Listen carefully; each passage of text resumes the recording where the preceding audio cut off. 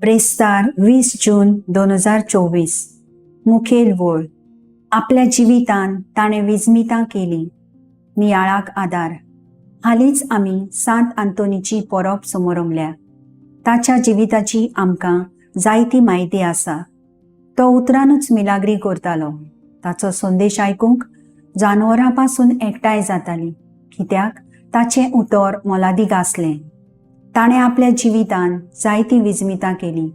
आपूण इतलो देवाचे कृपेन भरलोलो तरूय ताचें जिवीत सादें जालें आनी ल्हानविकायेंतल्यान तो देवाक पुरतो जालो. तशेंच आयज सिराक प्रवादयाच्या जिविताची खबर मेळटा. ताच्या उतराक पदवी आशिल्ली आनी उतरा वरवीं ताणें जायतीं विजमितां केलीं. शुभ वर्तमानांत आमी पळयता कशे तरेन जेजूनूय आपल्या जिवितांत जायतीं विजमितां केलीं. आमकां तो आयज मागणें करूंक शिकयता. आमची उतरां कशीं आसचीं हें दाखोळ करता.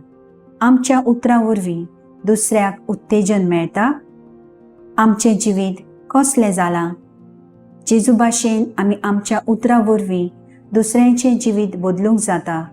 पिडेवंतांक बरी करूंक जाता.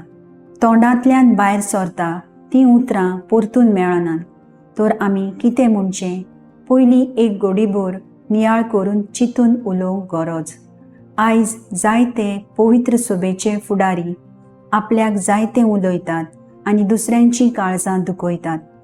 तांचें नेसप वागप जेजूच्या आनी बागेवनपणाच्या जिविता आड दिसून येता. जाल्यार देख कशी जातलें हांव? म्हजो ताराव.